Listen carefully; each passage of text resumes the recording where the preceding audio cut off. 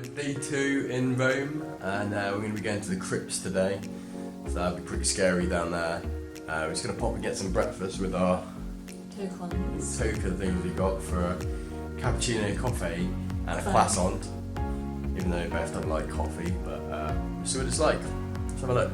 Alright guys, we're just getting our free breakfast, which is croissant. So we've got a chocolate one, I'm not too sure what my one is, but and we can also get like a €5 breakfast.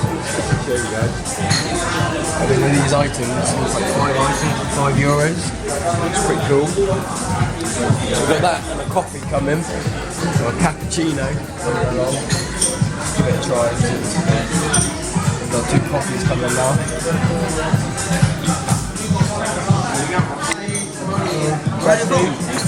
Where are you going? Yeah. Thank you very much. I love flower. I love heart. I was going with love heart, but this is flower.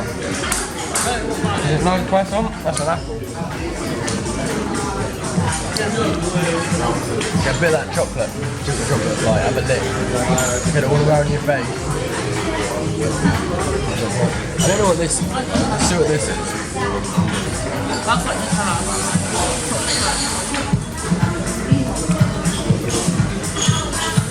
I don't know what it is. Tastes good though. Tastes nice. Have a taste.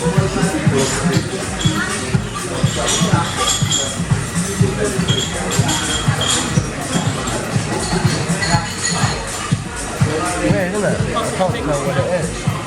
Well, I can. I can put my finger on it. Yeah, some sort of caramel. Try the coffee. Famous Italian coffee, or cappuccino, whichever they want to call it.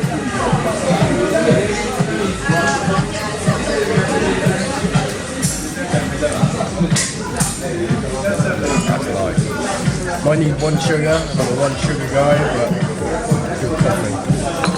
Beth's not a fan of coffee, but I reckon we should get her to try a little bit, see what she thinks of Italian coffee. And then she can say, I've had Italian coffee.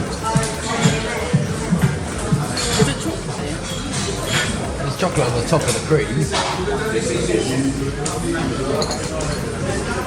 Well, at least she can say it, right? What can she say?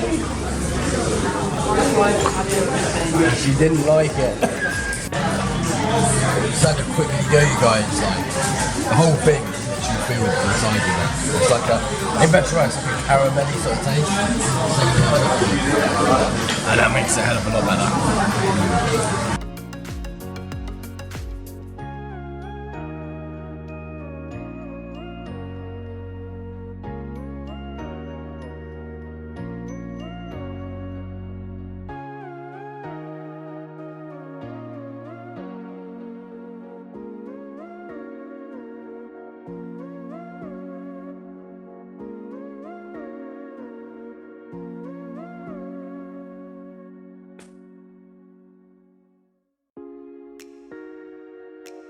Guys at Trevi Fountain. A little bit loud to really talk here, so I'll probably talk a little bit later. Yeah, have a good look at Trevi Fountain, guys.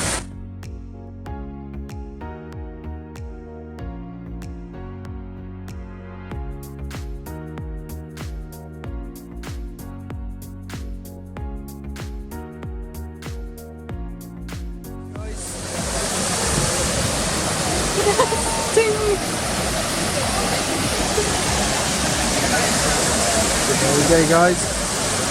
Will our wishes come true? Wait and see.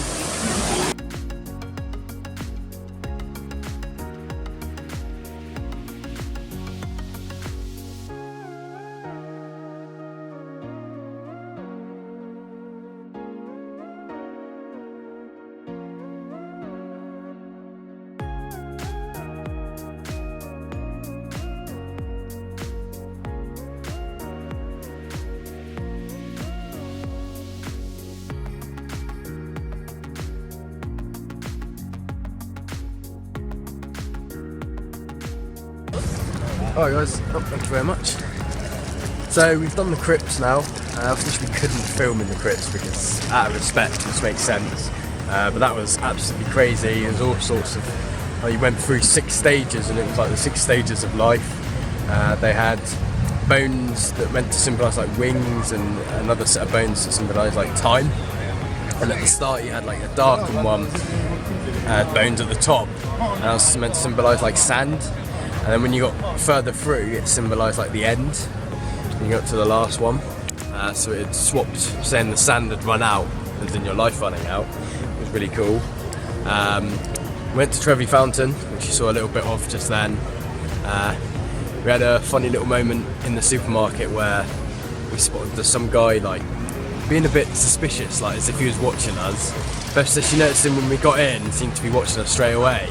As we were going around, he was just watching us constantly, and sort of went down an aisle, saw that he was looking our direction, and then was like, okay, as we went down the aisle, he still seemed to be looking at us. I was like, okay, maybe he's not following us.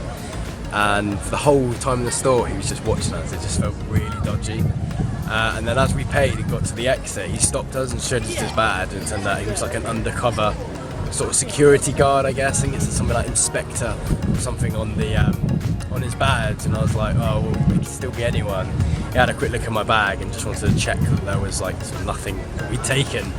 But, you know, he just seemed really dodgy.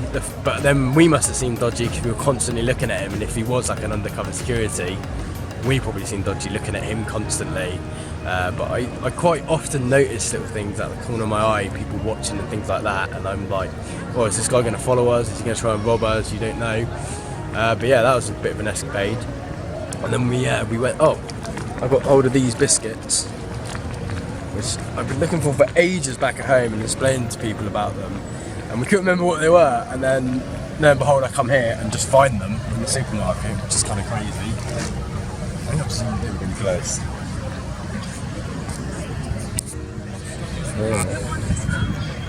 How's it?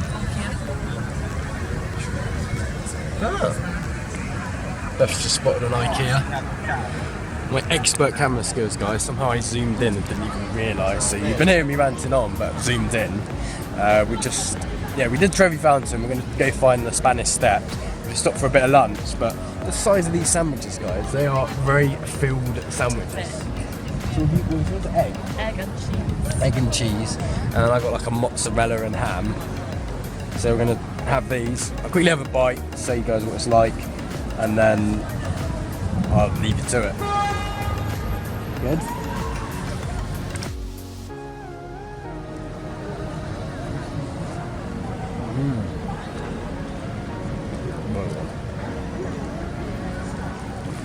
Like very well filled sandwiches, despite there only being like one. That's good. That's omelette. And then that bit's cheese. Oh, okay. Yeah. It's basically like an omelette. Omelette and then a bit of cheese. That's cool. This was bought from the cafe that we went in this morning for the coffee. I noticed them and they just looked really good, so I thought they'd be good for lunch, and that would get lunch sorted. But yeah, we'll see you again back at the Spanish Steps. Guys, we're at the Spanish Steps now. Loads of steps. Spanish Steps were built in 1723 to 1725 by the design of a rather little-known architect, Francesco de Santis, and were financed by French diplomat Eugène Gouffre's bequeath. It was built in order to link the Trinity de Monte church that was under patronage of the King of France with the Spanish square below. There are exactly 138 steps.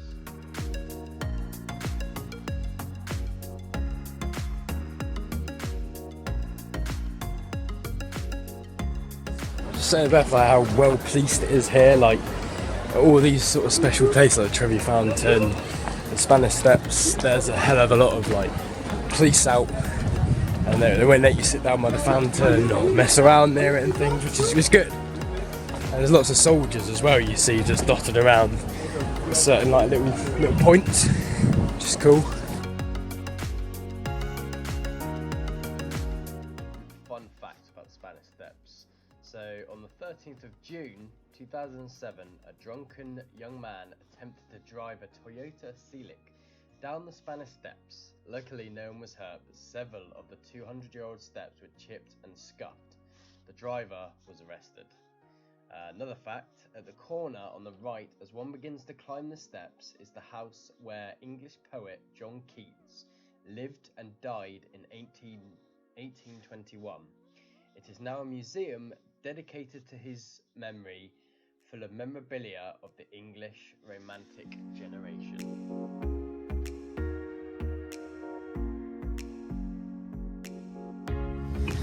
Nearly at the top, guys.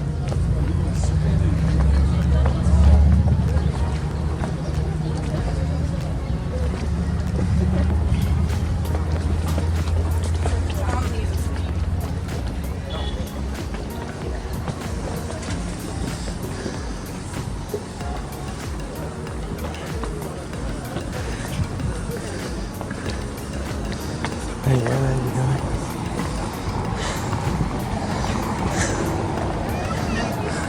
Okay, guys.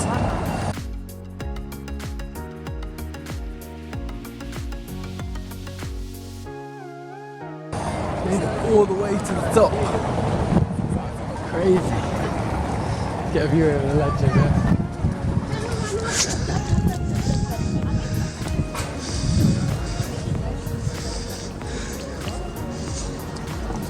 Quick view.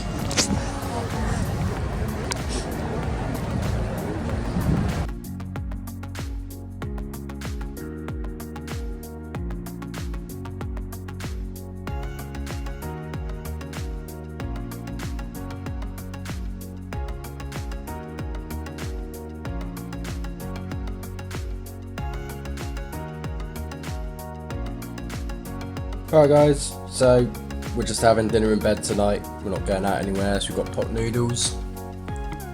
Watching something on Netflix. Got a few little goodies of things to have. Got salmon with mozzarella and I assume like pesto and things. Serrano and mozzarella. Got some nice cakes. I believe they are lemon meringue. It says at the bottom. Lemon, packet of crisps, lemon flavour, and Beth got herself a breezer. It's like cider, and I enjoy cider, but they don't seem to do cider really in Italy. We haven't seen any shops with them. But yeah, we're going to call it here tonight. We're not going out.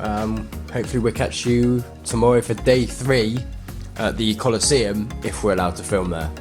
See you tomorrow, guys. See ya.